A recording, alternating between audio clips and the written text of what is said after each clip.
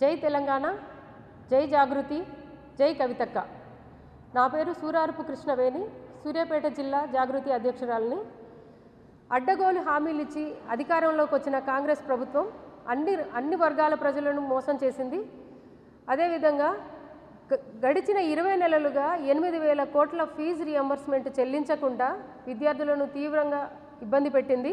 ఇక ముందు కూడా ఫీజు రియంబర్స్మెంట్ పథకానికి తూట్లు పొడిచే విధంగా ప్రభుత్వం వ్యవహరిస్తున్నది. ఇది ఒక రకంగా పేద విద్యార్థులను చదువుకు దూరం చేసే కుట్రగానే జాగృతి భావిస్తుంది. ఏప్రిల్లో శాసన మండలిలో ఎమ్మెల్సీ కవితక్క గారు ఫీజు రియంబర్స్మెంట్ గురించి ప్రశ్నించినప్పుడు స్వయంగా రేవంత్ రెడ్డి గారే ప్రతి నెల ఏప్రిల్ నుండి ఫీజు రియంబర్స్మెంట్ చేస్తామని హామీ ఇచ్చి కూడా మాట తప్పిరు.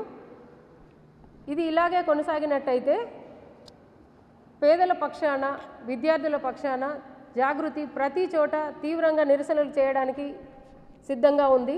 ఫీజు రియంబర్స్మెంట్ను కూడా విద్యార్థులు పాస్ అయిన సబ్జెక్టులను బట్టి వారి అటెండెన్స్ను బట్టి ఇస్తామనడం ఇది పేదలను చదువుకు దూరం చేసే కుట్రగానే జాగృతి భావిస్తుంది.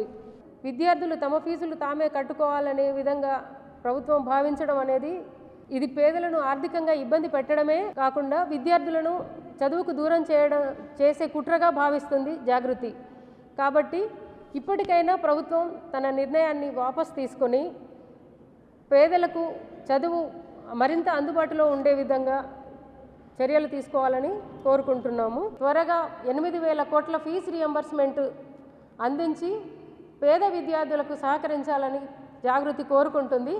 ఒకవేళ ఇది ఇలాగే కంటిన్యూ అయినట్టయితే జాగృతి రాష్ట్ర వ్యాప్తంగా ప్రభుత్వానికి వ్యతిరేకంగా ధర్నాలు చేయడానికి సిద్ధంగా ఉందని తెలియజేస్తున్నాం.